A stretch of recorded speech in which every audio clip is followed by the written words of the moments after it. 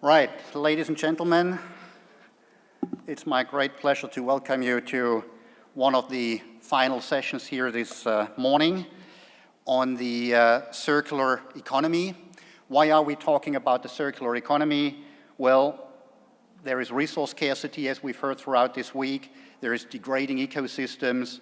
There are rising raw material costs, despite the fact that momentarily the oil and gas price obviously is down. And all of that means that concepts, probably to many still not that familiar of circular economy, has been rising on the business agenda. In fact, just yesterday at the World Economic Forum at Davos, there was a session on building a circular economy where several of the world's leading CEOs have participated. Today, in fact, there is, this afternoon in Davos, starting a session on redesigning infrastructure which is led by the renowned architect and designer Bill McDonough, who is the inventor of the cradle-to-cradle concept, which is one of the expressions of circular economy. And then there is another session this afternoon in Davos on reinventing recycling. And I think with this we go already to the definition of what really is the circular economy. I think it is more than just recycling, it's a broader concept. And I would like to quote Ellen MacArthur. Ellen MacArthur was incidentally the first woman to sail solo in a sailboat around the world. And she has now dedicated her focus to the Ellen MacArthur Foundation, which focuses on the circular economy and has worked with some of the world's leading companies for a number of years on that concept. She basically defines circular economy as a framework to challenge and guide us to rethink and redesign our future, meaning that from a linear economy that we have been used to for the last 200 years, where we take things from the ground, the resources, we make things, we consume things, and then we dispose of those things. We should go to a circular economy of reusing, repairing, refurbishing, and recycling. Recycling, just to give you some examples, mining, for example.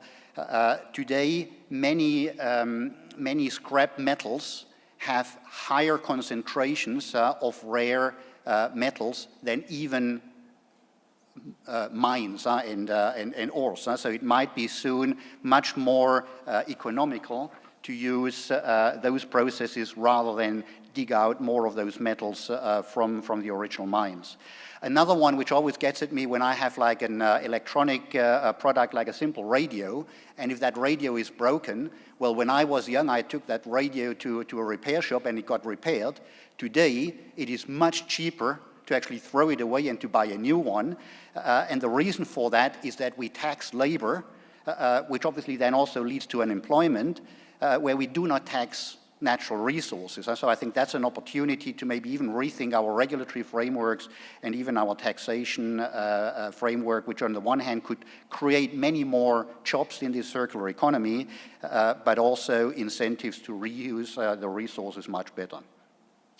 Since I'm the only industrialist on this panel, I'm representing the Nestle Group, Food and Beverages here.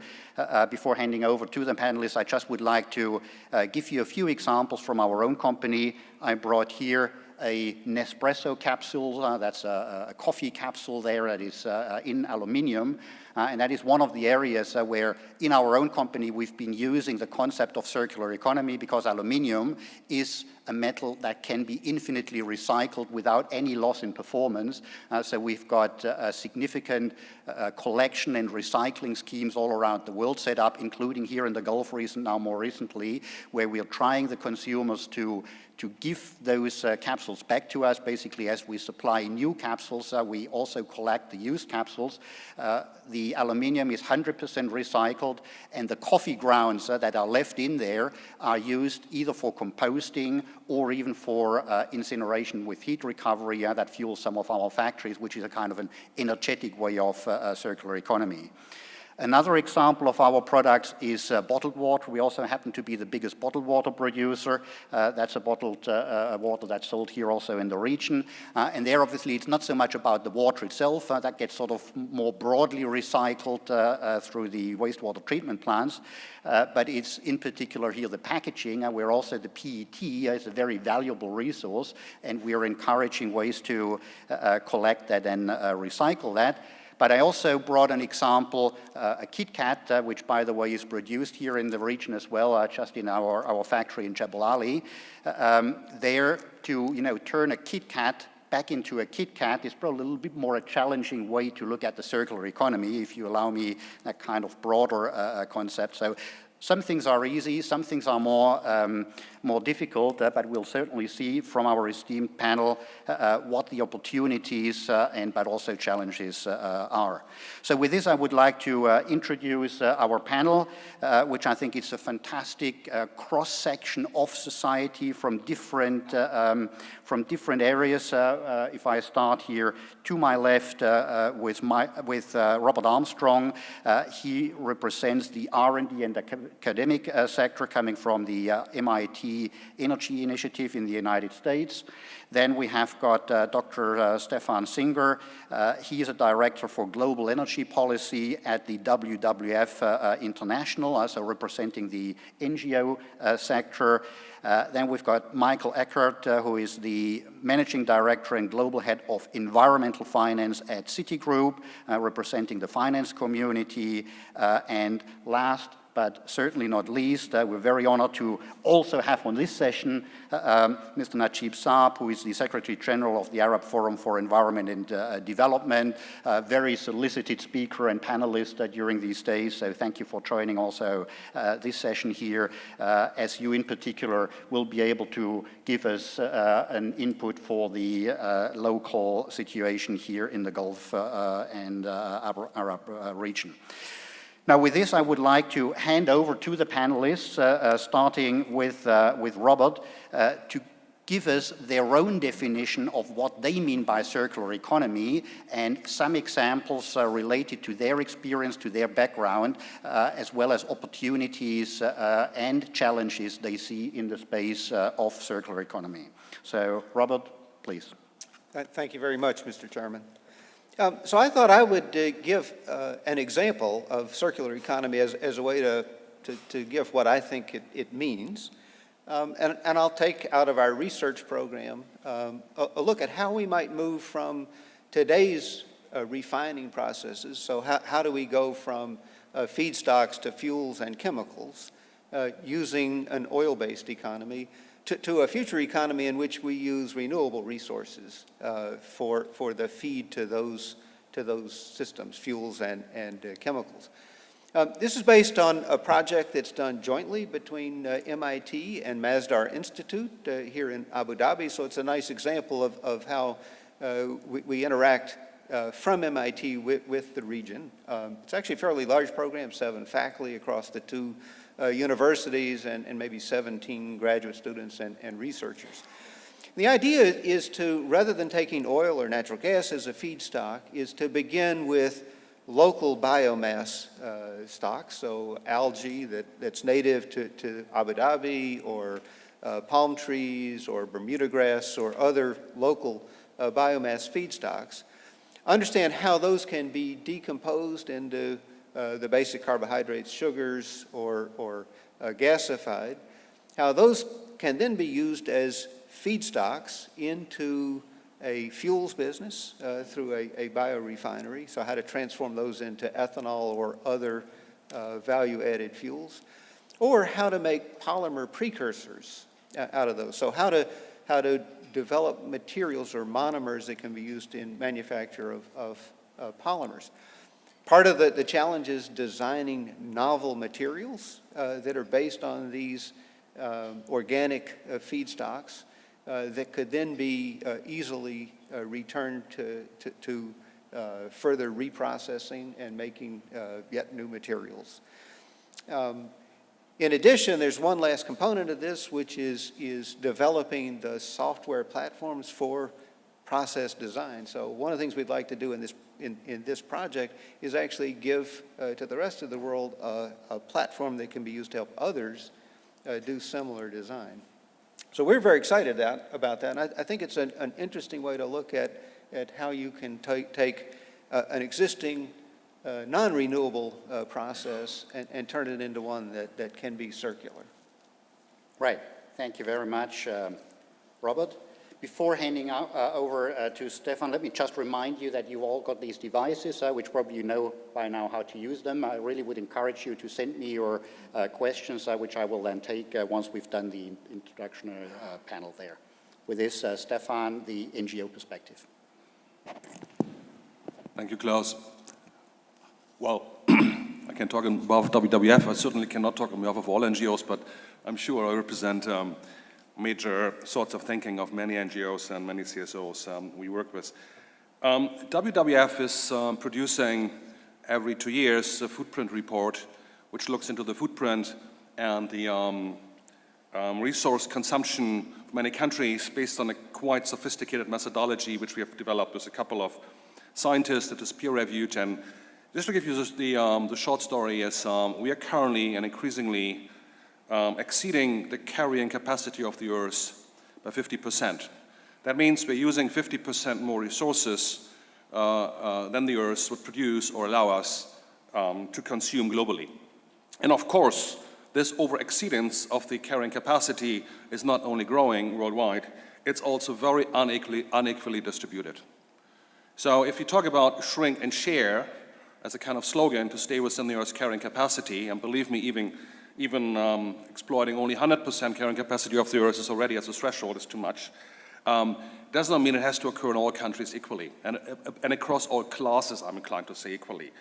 There are certain folks who just have much higher resource consumption than others. And I'm not referring here to individual countries. You can see all that one on the per capita resource use and consumption. I think one of the most striking examples for us and for me is that we still have a huge, and this is important, I think, for the circular economy as well. A couple of folks have an almost perverse availability of resources. And resource availability, in general, finance resource availability, very often meets with a lack of resource availability to many others, which then cannot embark on the circular economy. We have, for instance, 85 individuals on the world, just 85 individuals in the world who earn 1.3 trillion, have in wealth, 1.3 trillion US dollars. That equals the wealth of the poorest half of the world, 3.5 billion people. The UN has defined global middle classes or upper classes as earning roughly about 25,000 euro net per year. That's about 1% of the population. But those consume about 20 to 25% of all resources. I'm saying that because at the same time, we still have 1 billion people going hungry to bed each year. We have 3 billion people without access to the basic and life-sustaining energy services. So big discrepancy of income and financial resources has impact on livelihoods, on basic services and available services and available resources. I think that's important. I think before we go into the circular economy, as important as it is, we need to look also into, do we have enough availability provided to people to consume those resources to provide them with sustainable livelihoods? On the circular economy, let me give you 3 examples where I think, which are not so often, sometimes, and Klaus, you mentioned that thankfully on the rare earths, which play a fundamental role where we really lack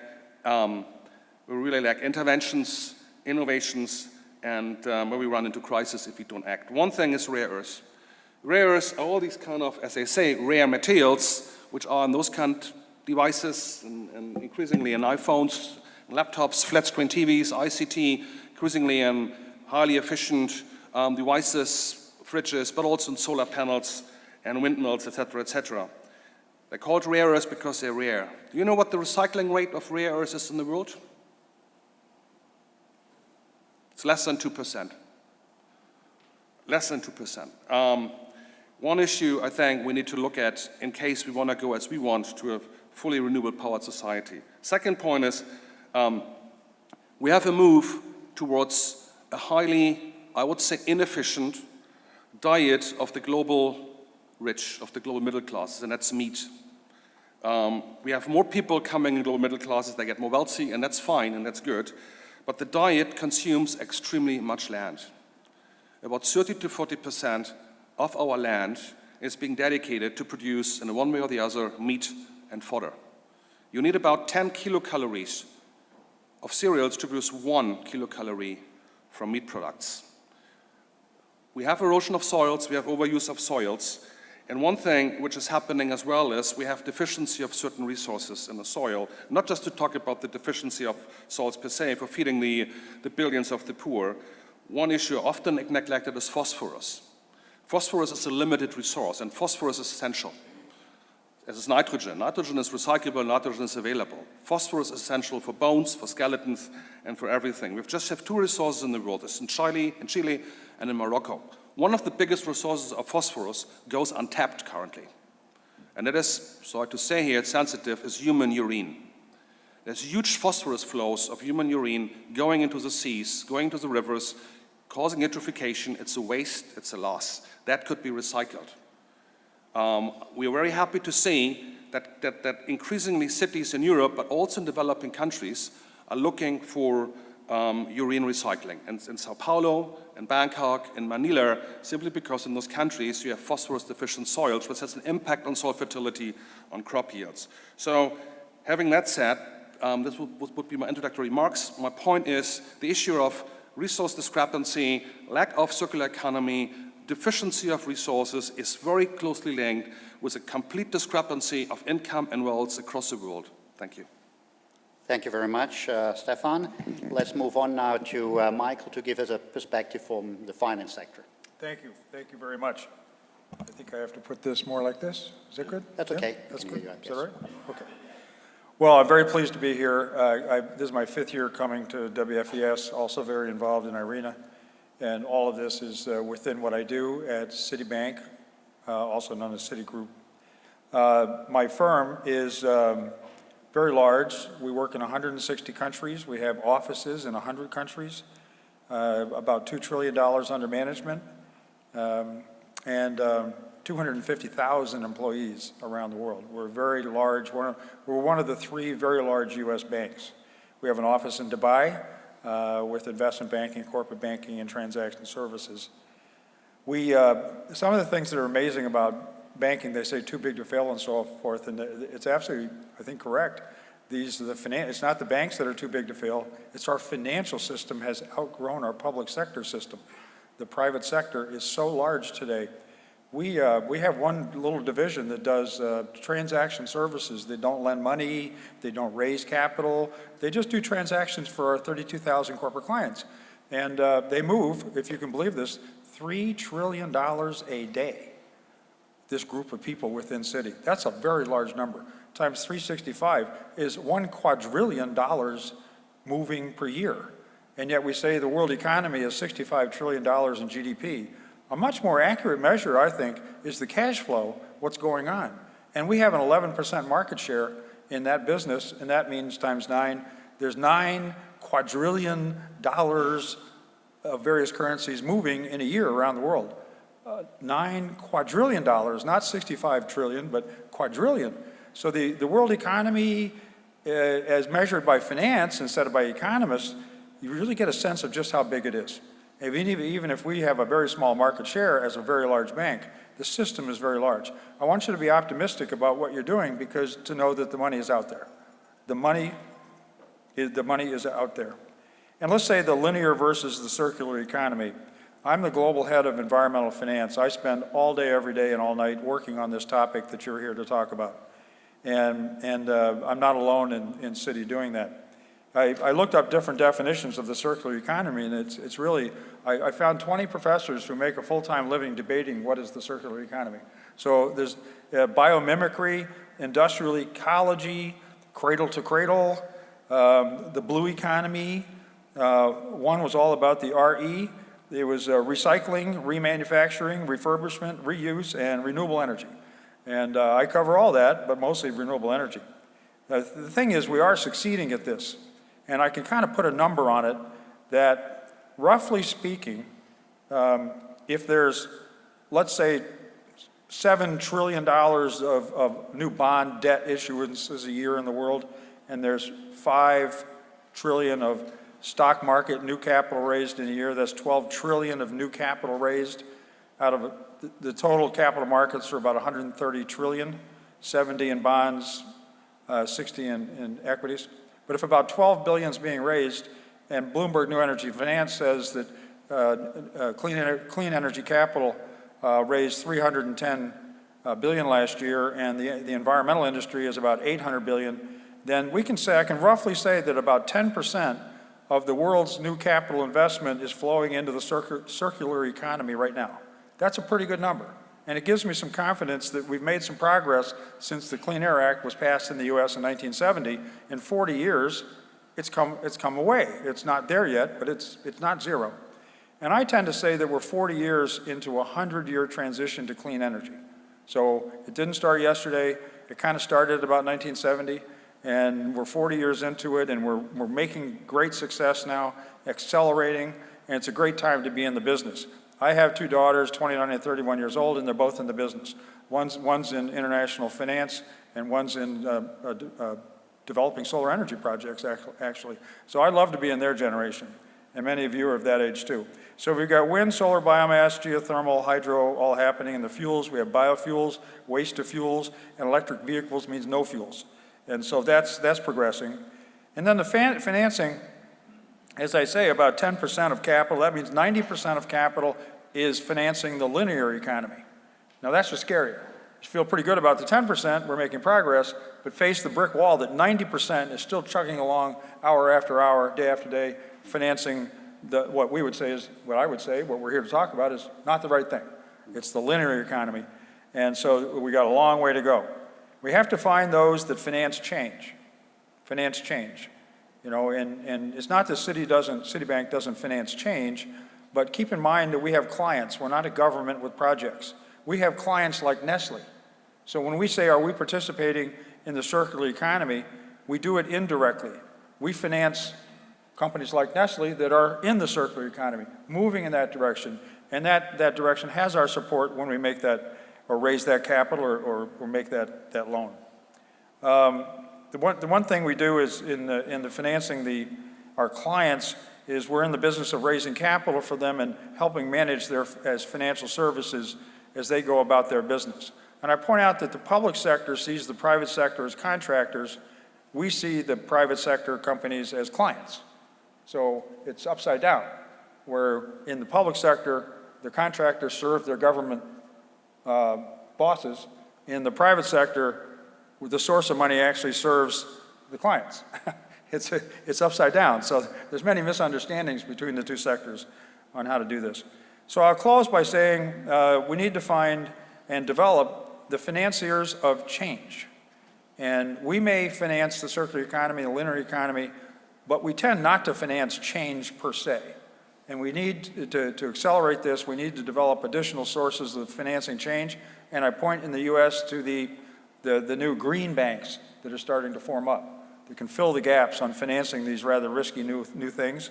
And then we see the DFIs, the development finance institutions like World Bank, IFC, EIB. These have moved aggressively in the past 3 or 4 years in this direction. I'm very proud of them. They were really stuck in the mud there for a long time, made people angry. But they're really moving on this now. So I look to the DFIs, the green banks, is filling the gap. And then when things stabilize and get to be big, then the cities will come along and finance it. So we're really shifting from an old status quo to a new status quo. Big banks finance the status quo. Your job is to create a new status quo that we can finance. So thank you very much. Right. I look forward to others' discussion. Thank you, Michael. So Najib, representing here the policy and regional outlook. Yeah, I would start with the terminology. Actually, it took us a long time at AFID. AFID, we are a regional organization, think tank. We produce annual report on the state of Arab environment. And 3 years ago, our report was Green Economy in a changing Arab world. It took us a long time to convince policymakers of what is green economy. And then we devised something good. We told them, green economy, do you accept sustainable development? Yes. Green economy is the implementation tool of sustainable development. Now, we were lucky that United Arab Emirates subscribed to this. They championed green economy in the region. It was the only country that had green economy strategy, and in ministerial meetings in the Arab League, always, still many ministers object. They say green economy is a way to bring commitments on climate change from the window when we refuse them from the door. So always we coordinate with the UAE minister to explain this with us. I start with this to say that when we introduce the term of circular economy, we should make sure not to confuse decision makers more, to make it clear what it is. It can be made clear what it is. It's more straightforward than green economy, actually, especially when you tell them about circular and linear. What I'm afraid of is the following. The stress in most cases is that circular economy, you are concentrating on use, reuse, and recycle. And there was the Global Green Growth Forum in Copenhagen 2 months ago, where they had a session on waste, solid waste management. Masdar was part of it. And then they concentrated as if waste is wealth, and as if produce as much waste as you want, because we can treat it after. So I told them we shouldn't forget waste is rubbish. I mean, the cheapest thing is to produce less waste, and when we produce it, if we put price on pollution, then it becomes precious. Then with a circular economy, we should stress on the reducing consumption at the beginning, reducing consumption, and not to start with consumption, reuse, and recycling. Now, in this region of the world, unfortunately, the four things are not there, which means no incentives to reduce consumption and no incentives to reuse and recycle. No real incentives for this. How do those incentives come? Those incentives come with fiscal measures. So they like to talk about awareness. To hide from the real problem, you say awareness. I mean, I live partly in the Middle East and partly in the Netherlands. And I tell them Europeans are not a different species than Arabs. It's only that if you don't abide by the law, you have to pay. So simply, if you get water for free, don't expect that you will save. If you get electricity for nearly free, you won't save. And then some we call a circular economy. We should know that, I mean, if you are efficient in energy in the Middle East countries, first you are serving yourself. Forget about carbon dioxide. Concentrate only on carbon monoxide and sulfur. So when you are that inefficient in your transportation systems, you are producing carbon monoxide and sulfur with very high level, which cause health problems to your population before causing climate change. So, and then when we know that many Gulf countries are producing big portion, all of them, big portion of their oil production to produce electricity, then I mean, at one time, according to Chatham House report, which was produced 3-4 months ago, that they expect that in 10 years, if trends continue as they are, Saudi Arabia would have to use all of its oil production to produce electricity locally if consumption continues as it is. So when we save, when we are more efficient in energy locally, we can export more. But all of this cannot be managed except when we have fiscal measures, when we phase out subsidies mainly on water and energy, and in many cases on food. Because after the Arab Spring, many countries subsidized food. One country gave 100% subsidy on food for 18 months for its citizens. You are encouraging them to waste. We tell them increase salaries and social benefits for people and let them then decide how to spend their budget. But when you give them free, then they say, if we don't spend it, we lose it. Right, thank you very much, Najib. I think that was a very complete sort of broader framework of the topic. Unfortunately, I just got signals since we started 30 minutes late that this session has to be cut by 10 minutes. So we will already have to condense a bit, which is a particular shame because I've got many questions now that you all have sent here to the system, which I'm very grateful for.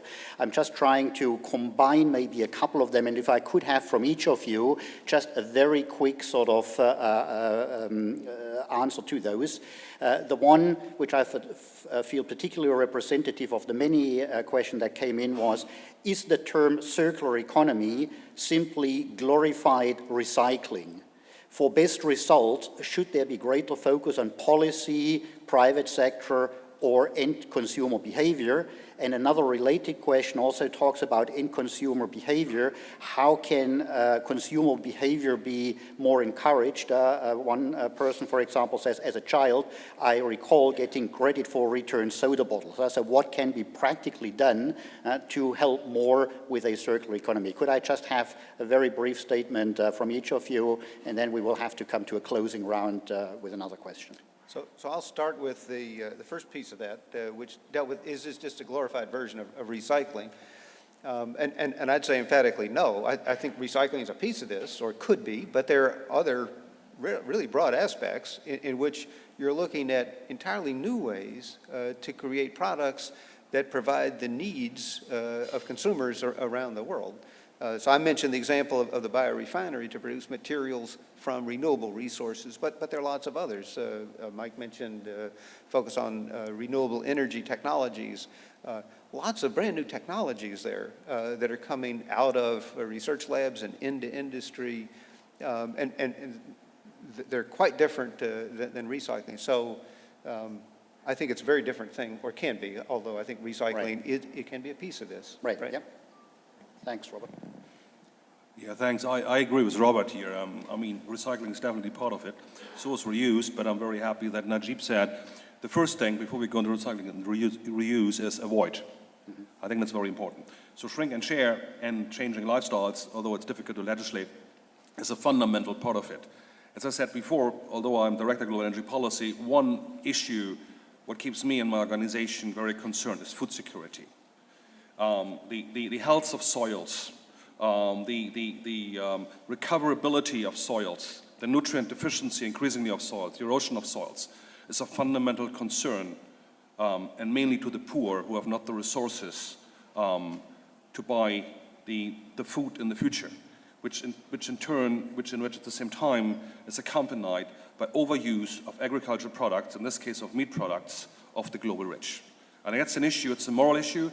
I think personally, as an organization, think we should tax meat consumption substantively. We should tax soil consumption, because without the soil, a very thin crust on Earth, which keeps 7.5 billion people alive, and soon 9 billion people, without that one, we have really problems. Thank you very much. Michael. I would say that the phrase circular economy strikes me as vague and weak and a little misleading, actually. I hope somebody comes up with a different phrase. Normally when you say something is circular in business, it means going nowhere. You ended up returning where you ended up where you started. I mean, that's the image that it has in most connotations in the English language. So I know the academic experts understand it and it's interesting, but something like a waste-free economy or a hyper-efficient economy or an efficient and waste-free economy, something that's more specific to the topic, I think, would attract more attention. actually. I know the term is out there, but it does strike me that way. Right. Yeah. Thank you very much. Yeah, I would say, I mean, I don't have problem with the terminology. For me, it's easier to explain to people than green economy. But the big problem here, yeah, not to attach it only to recycling. So we talked on this. We have to reduce consumption at the beginning, and this can be done only with fiscal measures. Awareness is a small part. Fiscal measures are what make things change. Right.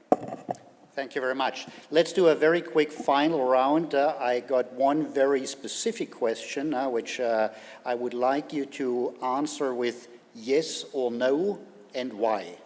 The answer is very simple, is, are we doomed? Are we doomed? Yes or no, and why? So, Robert. absolutely not.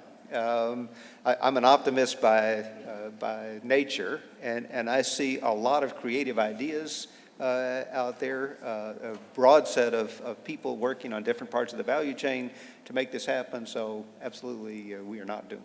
Thank you. Stefan.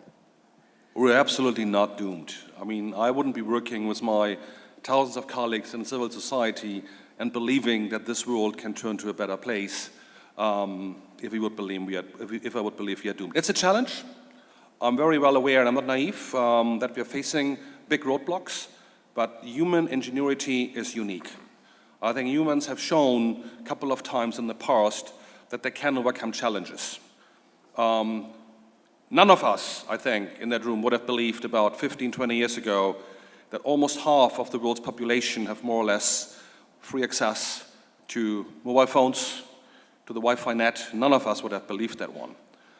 So a couple of more examples where I believe where there's a will, there's a way. And I think that's what keeps us living and what keeps us fighting for it, and we believe we will win that. Thank you, Stefan. Michael. It's a great question. I would say that humanity is not doomed, but the Earth as we know it, the environment as we know it, is challenged to the point where it is not survivable the way we're handling things. So if we don't change, the environmental condition of the Earth is doomed. And I think we've all come to realize that that's true and an inescapable conclusion, and that's why we're here, because that's unacceptable. Right, thank you. Yeah, I mean, at the global level, I think we shall reach the brink of extinction before we take action, but I am confident that at the global level, the world won't commit group suicide. At that brink, real action will be taken. It will be much more expensive, like Lord Stern said, than taking action now, but it will be much more expensive. We shall reach the brink before we take serious action at the global level. Are we doomed at the regional level? We had a session in the morning here on food security. And actually, you feel sad that solutions are there for the Middle East region. If you just increase water efficiency and crop productivity to the world level, not to the best rates of the world, you can meet your demands. So solutions are there, they need political decision. Right. Thank you very much to all the panelists. I think despite the brevity of the time, we've managed to cover a lot of ground here. I have a lot of different aspects of that very complex topic there. My personal conclusion is, yes, we need more efficiency, we need more circular economy, or whatever the term going forward will turn out to be, but that alone can only be one part of the solution. Now, what we also need is a difference in our consumption pattern, in our lifestyle. Efforts have to be made at all the levels, be it individual, be it policy levels, be it at the industry levels. And so I'm sure there is still enough topics to be discussed also next year, when I hope all of you, we will see you again here at this conference. So big thank you to the panelists. Thank you very much. Well done. Thank you.